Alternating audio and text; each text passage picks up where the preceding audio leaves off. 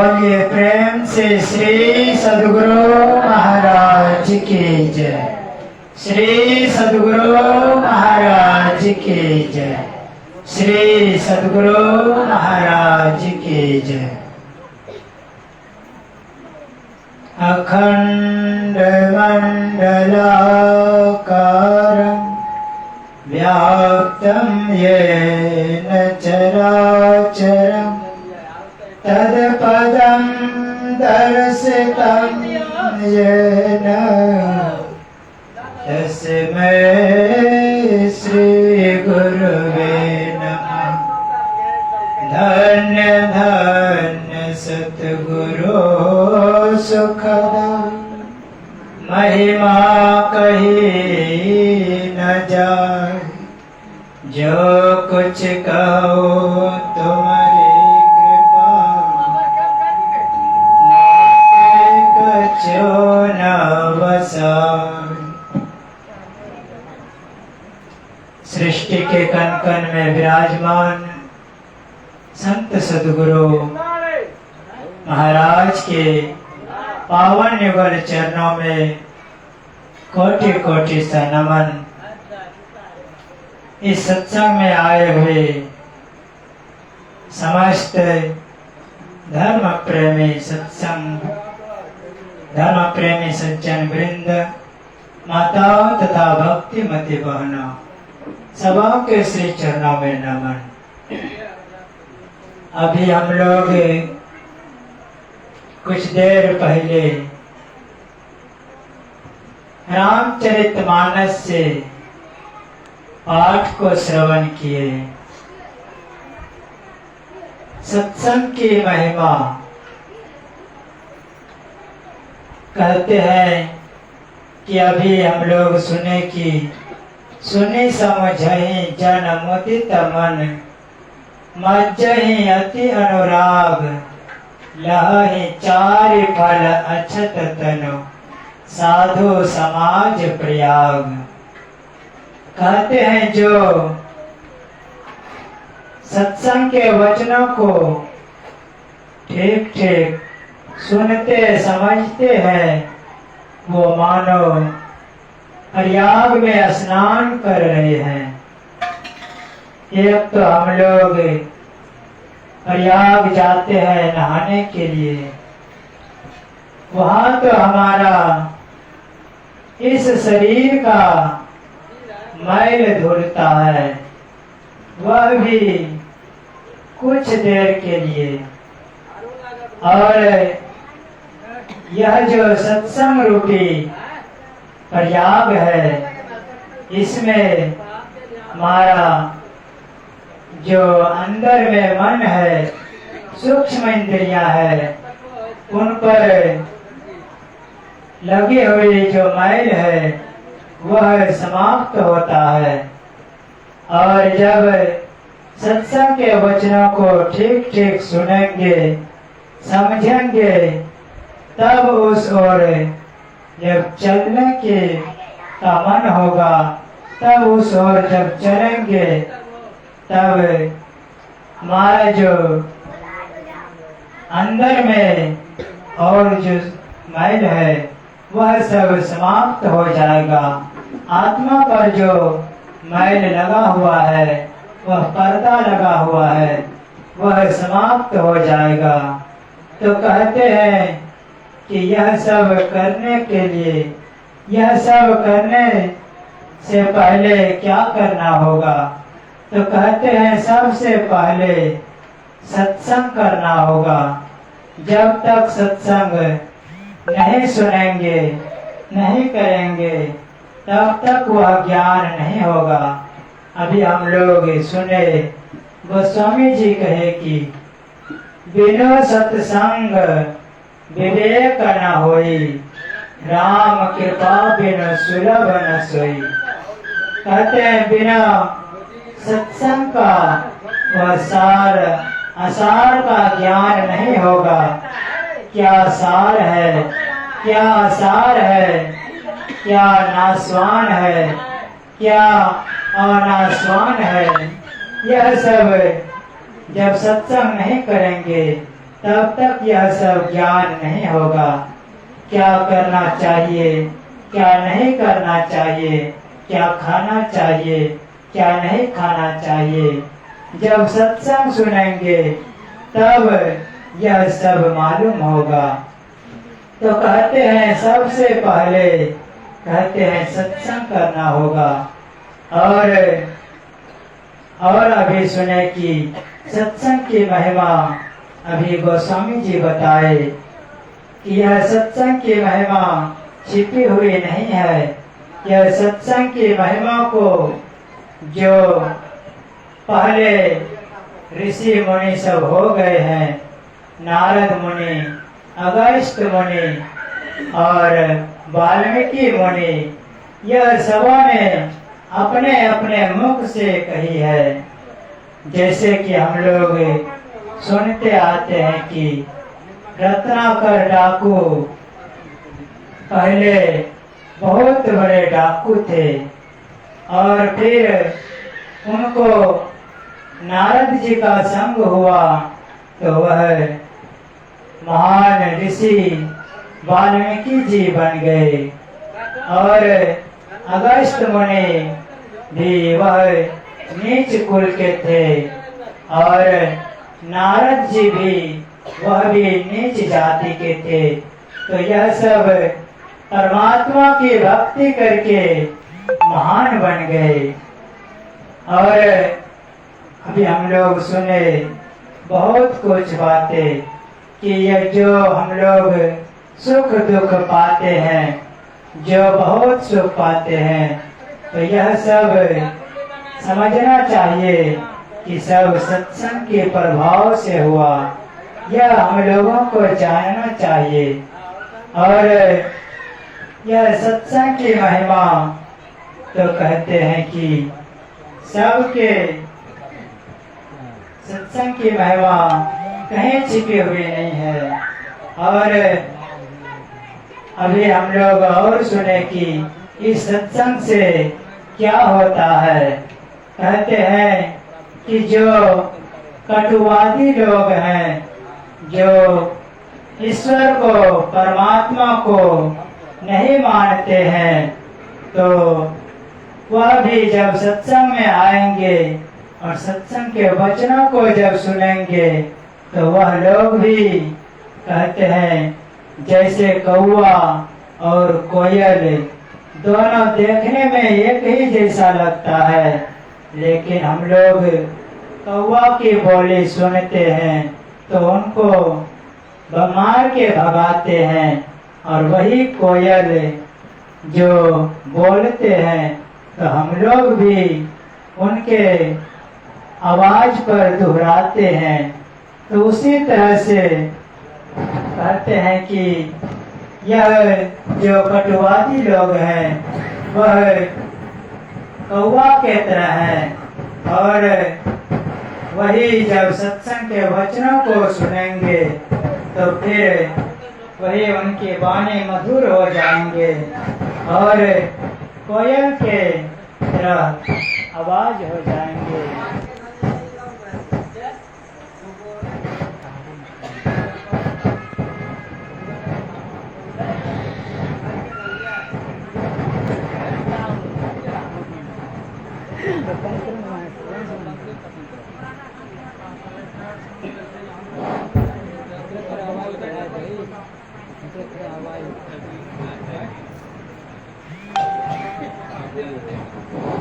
श्री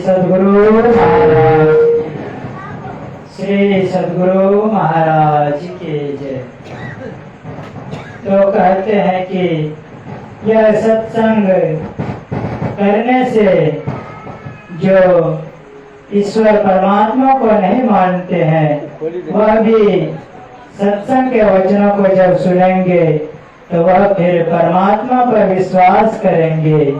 और गुरु महाराज भी कहते हैं कि एक बार गुरु महाराज कहीं जा रहे थे तो एक स्टेशन पर उतरे तो वहाँ कुछ सज्जन आए और गुरु महाराज से कहने लगे कि आप क्या करते हैं। तो गुरु महाराज ने कहा कि हम सत्संग और ईश्वर का प्रचार करते हैं।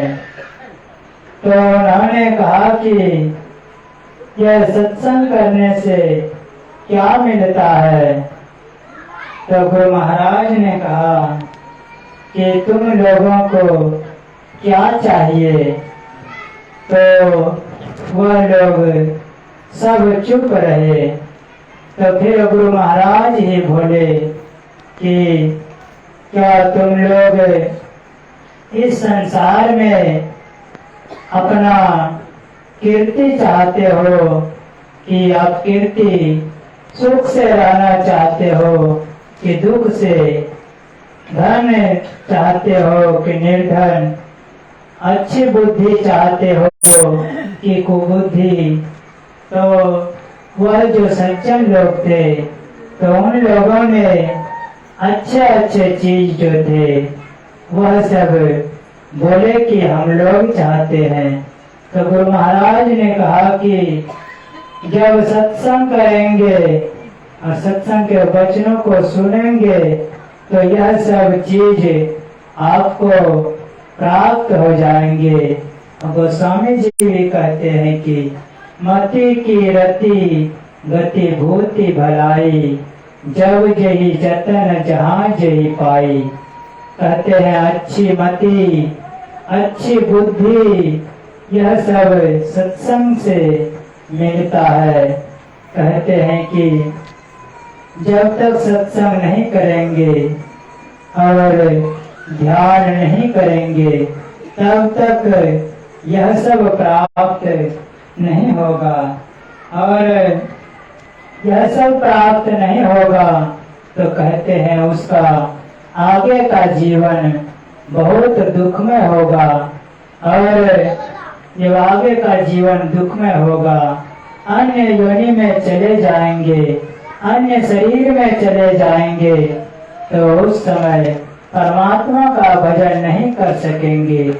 यह सब दुख से छूटने के लिए परमात्मा ने हम लोगों को यह मनुष्य का शरीर दिया है और इसी मनुष्य शरीर से ही हम लोग परमात्मा का भजन कर सकते हैं। और यह जो दुख है यह दुख से छूट सकते हैं।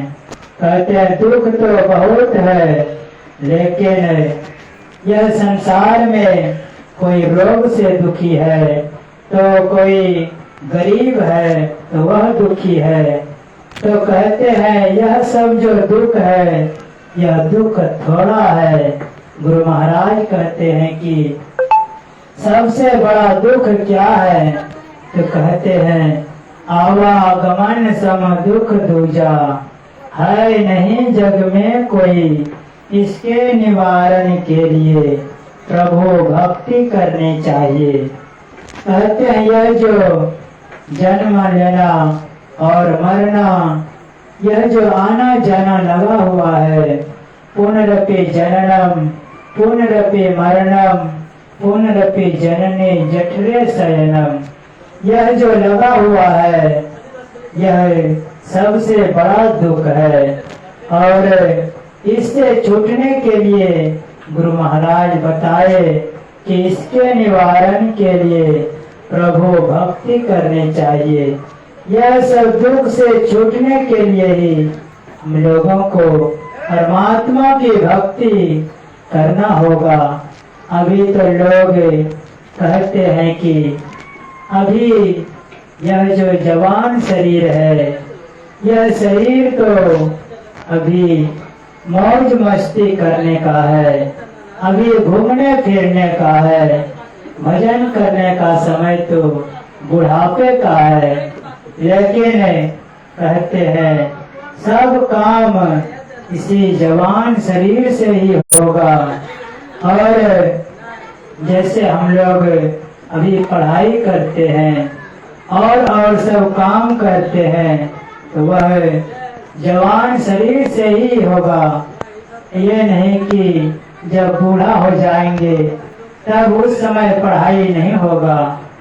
तो कहते हैं सब काम करने के लिए यह जवान शरीर ही है।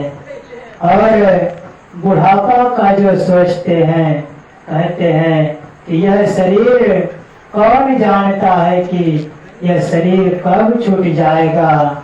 एक बार गुरु नानक देव जी महाराज के सत्संग में एक 5 वर्ष का लड़का वहाँ रोज सत्संग में आता था।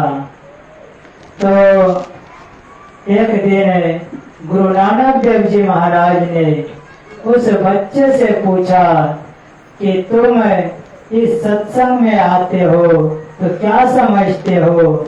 यह सब बड़े सब लोग आते हैं तो यह हमारे वचनों को समझते हैं और तुम तो अभी 5 वर्ष के हो, इतने छोटे हो, तुम मेरे वचनों को तुम क्या समझते हो?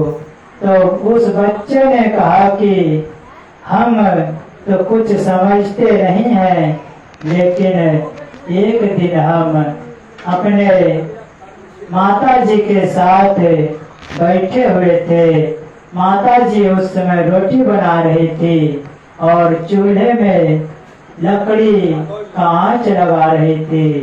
तो उस समय हमने देखा कि जो पतली पतली टहनियाँ है वह जल्दी जल्दी जल जाता है और जो मोटे मोटे लकड़ियाँ है वह देर से जलता है।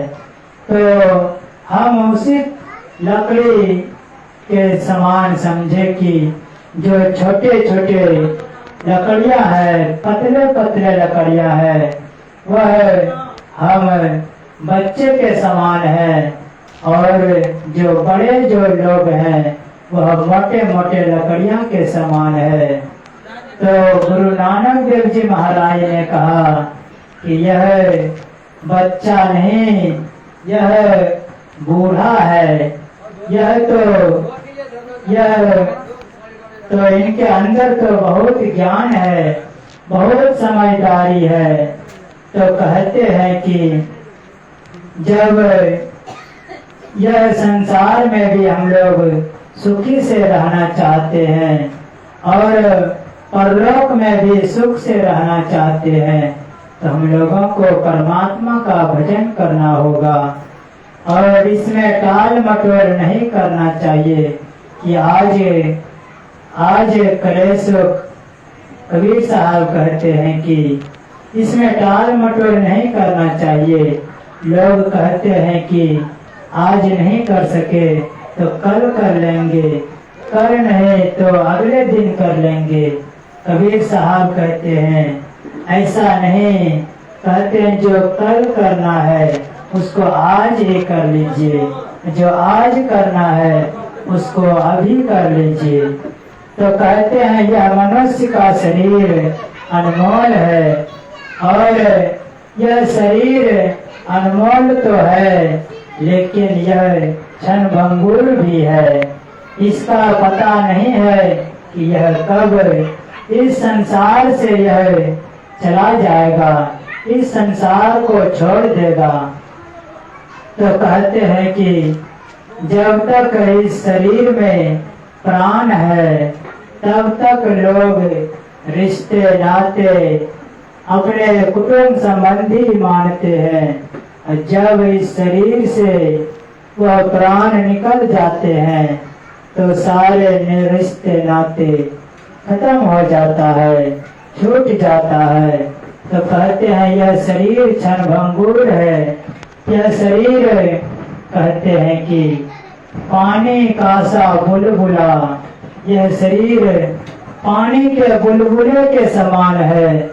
से हम लोग देखते हैं बरसात में कि बारिश जब होता है तो उसमें बुलबुला उठता है और बुलबुला उठता है और थोड़ी देर में वह फूटता है।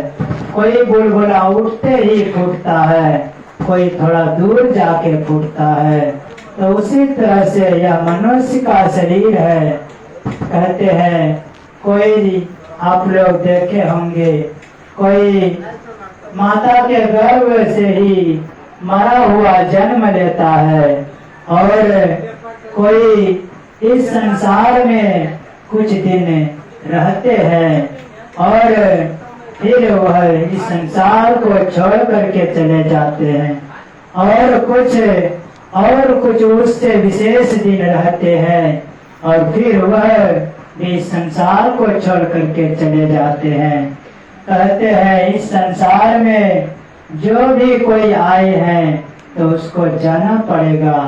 कहते आए हैं सो जाएंगे, राजा रंक फकीर, एक सिंहासन चढ़ी चले और एक बंधे जात जंजीर। कहते हैं इस संसार में जो भी कोई आए हैं, वह राजा हो, महाराजा हो, गरीब हो, धनी हो, निर्धन हो, जो भी कोई हो, वह एक दिन उनको जाना ही है। इस संसार में सब दिन के लिए कोई यहाँ रहने के लिए नहीं आया है। यह और कहते हैं कि जो फरा सो झरा, जो बड़ा सो बुताना। कहते हैं जो वृक्ष में फल लगता है वह एक ना एक दिन वह झड़ जाता है, और जो दीपक जलता है तो वह भी एक दिन बुझ जाता है। तो कहते हैं उसी तरह से यह शरीर इस संसार में आया है तो यह एक ना एक दिन यह शरीर आज छूटे या कल छूटे, लेकिन एक ना एक दिन यह शरीर अवश्य छूटेगा। तो इस छूटने से पहले जो यह जीवन है, इस जीवन में हम लोगों को क्या करना चाहिए? तो इसी जीवन में जो हमारा जन्म और मृत्यु के बीच का जो जीवन है, इस में हम लोगों को परमात्मा का भजन करना चाहिए। यह शरीर हम लोगों को परमात्मा का भजन करने के लिए ही मिला है। हम लोग जब माता के गर्भ में थे तो उस समय परमात्मा से हम लोग करार करके आए थे कि अभी हमको इस दुख के जगह से निकाल दीजिए तो हम आपका भजन करेंगे। लेकिन जब परमात्मा इस दुख में इस जीव को त्याग करके जब दुखित हो जाते हैं तो परमात्मा दया करके इस मनुष्य का शरीर इस संसार में भेजते हैं। लेकिन हम लोग जब इस संसार में आते हैं तो कहते हैं कहाँ उस परमात्मा को के नाम को हम लोग भूल जाते हैं, और इस माया रूपी संसार में हम लोग भूल जाते हैं और परमात्मा का नाम उसमें हम लोग नाम स्मरण नहीं करते हैं। और यह पंच विषय में ही हम लोग भटकते फिरते हैं, कोई रूप में, कोई रस में, कोई गंध में, कोई स्पर्श में, कोई शब्द में। यही पंच विषयों में लोग भूले रहते हैं। तो कहते हैं यह पंच विषय में भूलने के लिए, रहने के लिए ही यह शरीर नहीं मिला है। कहते हैं इस संसार में रहते हुए हम लोगों को परमात्मा का गुणगान, परमात्मा का भजन करना चाहिए। लोग कहते हैं कि हमारे पास भजन करने का समय नहीं मिलता है। यह सब लोग गलत बात बोलते हैं कि हमको परमात्मा का भजन करने के लिए समय नहीं मिलता है। कहते हैं कि हम लोग गपशप में समय बिता देते हैं और सब घर का किस्सा कहानी में समय बिता देते हैं और कहते हैं कि परमात्मा का भजन करने के लिए समय नहीं है। तो यह बहुत गलत बात है। तो हम लोगों को एक बार गुरु महाराज अपने प्रवचन में कहते हैं कि एक संत हुए, वह एक हाथ से वह तंबूरा भी बजाते थे और वह मुख से परमात्मा का नाम भी लेते थे। तो उसी तरह से हम लोगों को इस हाथ पैर से इस संसार का काम करना चाहिए और मुख से परमात्मा का भजन करना चाहिए। तो हम लोगों का यहाँ भी सुख से रहेंगे और जब हमारा शरीर छूटेगा तो जब जहाँ जाएंगे तो वहाँ भी सुखी से रहेंगे, नहीं तो इस संसार में भी दुख से रहेंगे और जब यह शरीर छूटेगा तो वहाँ भी दुख होगा। तो कहते हैं कि जो गुरु महाराज कहते हैं कि जो थोड़ा थोड़ा भी भजन करेंगे करते रहेंगे तो उसको आगे का जीवन मनुष्य का शरीर ही मिलेगा, यह निश्चित है। और इसी को भगवान श्री कृष्ण भी कहते हैं कि जो हमारा भजन करेंगे उनको किसी श्रीमान घर में जन्म होगा, अच्छे कुल में जन्म होगा और फिर जहाँ से भजन छूटा हुआ है वह भजन फिर वहाँ से करने के लिए हमारा मन में वह उपजेगा और हम वहाँ से फिर भजन करने लगेंगे। और आज जो हम लोग यहाँ एक साथ हम लोग सत्संग कर रहे हैं, आप लोग तो जानते ही हैं कि यहाँ जो हमारे बीच से अरुण बाबू जो थे वो हम लोगों के बीच से चले गए हैं। इस संसार को छोड़ करके हम लोगों को छोड़ करके इस संसार से चले गए हैं। तो वह गया कौन है? तो कहते हैं यह तो जो अरुण बाबू थे उनका तो शरीर यहीं रह गया और गया जो उनके अंदर में वह जो शरीर के अंदर में जो रहने वाला था वह इस शरीर से निकल गया। कहते हैं वह जो जीव है, आत्मा है, वह अमर है, वह कभी मरता नहीं है, वह मरने वाला नहीं है। भगवान श्री कृष्ण कहते हैं नैनम छिद्यन्ते शस्त्राणि नैनम दहति पावकः न चैनम क्लेदयन्त्यापो न शोष्यति मारुतः।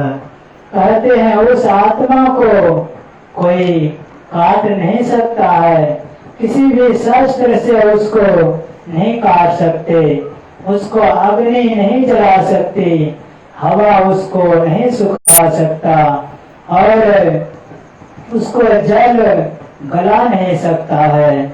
और इसी को भगवान श्री राम ने जब बाली को अपने बाण से छिप करके मारा तो वहाँ तारा भगवान श्री राम के पास रोने लगे, अपने पति के शरीर के पास जाकर के रोने लगे। तो भगवान श्री राम ने उनको समझाया कि तारा तुम किसके लिए रोती हो? तो उन्होंने कहा कि आपने हमारे पति को मार दिए हैं और कहते हैं कि किसके लिए रोती हो? तो भगवान ने कहा कि अगर तुम अपने पति के लिए रोती हो तो तुम्हारा पति का शरीर तुम्हारे सामने है, तब तुम क्यों रोती हो? तब और भगवान श्री राम ने कहा कि अगर तुम इसके अंदर रहने वाले आत्मा के लिए रोती हो तो वह आत्मा अजर अमर है, वह तो उनको कोई मार काट नहीं सकता, तब तुम किस लिए रोती हो? तब तारा को समझ में आया। तो कहते हैं कि यह जीव जो है यह परमात्मा का अंश है। गोस्वामी जी कहते हैं ईश्वर अंश जीव अविनाशी। यह जो जीव है यह अविनाशी है, अमर है, अजर है। यह परमात्मा का अंश है। यह किस तरह अंश है? यह एक टुकड़ा के जैसा नहीं, यह अंश उस तरह है जैसे अभी हम लोग बैठे हुए हैं। यह पर्दा का घर है, इसको कहते हैं पटाकाश। और जो मकान के अंदर जो आकाश है वह मठाकाश। जो घड़ा के अंदर जो आकाश है उसको कहते हैं घटाकाश। और जो खुली आकाश है उसको कहते हैं महदाकाश। कहते हैं यह जो पटाकाश और मठाकाश और घटाकाश है, यह जब यह तीनों को हटा देंगे तो वह महदाकाश में मिल जाएगा। और उसी तरह से यह जीव भी परमात्मा का अंश है और उस आत्मा पर इसी तरह का पर्दा लगा हुआ है। वह पर्दा है एक अंधकार का पर्दा, दूसरा प्रकाश का पर्दा और तीसरा शब्द का पर्दा। यह जीव पर से जब यह पर्दा, तीनों पर्दा जब हट जाएंगे तब वह जिस तरह से यह महाकाश में मिल गया उसी तरह से यह जीव भी उस परमात्मा में मिल जाएंगे। और फिर जब मिल जाएंगे तो उनका सारा दुख उनका समाप्त हो जाएगा और आवागमन का जो चक्र है वह छूट जाएगा। तो हम लोगों को यह सब करने के लिए इसके लिए पहले सत्संग करना होगा और सुनेंगे और फिर जब दीक्षा लेंगे तब उस ओर चलेंगे, ध्यान करेंगे। अभी तो हम लोग बहुत देवी देवता के पूजा करते हैं, लेकिन कहते हैं कि जो बहुत देवी देवता के उपासना करते हैं वह इस संसार में भटकते रहते हैं। तो कहते हैं किसी एक को पूजिए तो बहुत लाभ होगा। तो हम लोगों को भी परमात्मा का भजन करना चाहिए, सत्संग करना चाहिए और आगे का जीवन कल्याणमय बनाना चाहिए। तो हम लोगों को इसी तरह से सत्संग भजन करते रहना चाहिए। और जो हमारे बीच अरुण बाबू नहीं रहे उनके लिए कुछ देर हम लोग गुरु महाराज से प्रार्थना करें, उनके लिए नाम से हम लोग कुछ देर तक थोड़ी देर ध्यान करें कि उनके आत्मा जहाँ भी भटक रहे हो तो गुरु महाराज से हम लोग प्रार्थना करें कि उनको अपने शरण में रखे। तो हम लोग कुछ देर के लिए ध्यान करें। श्री सद्गुरु महाराज की जय।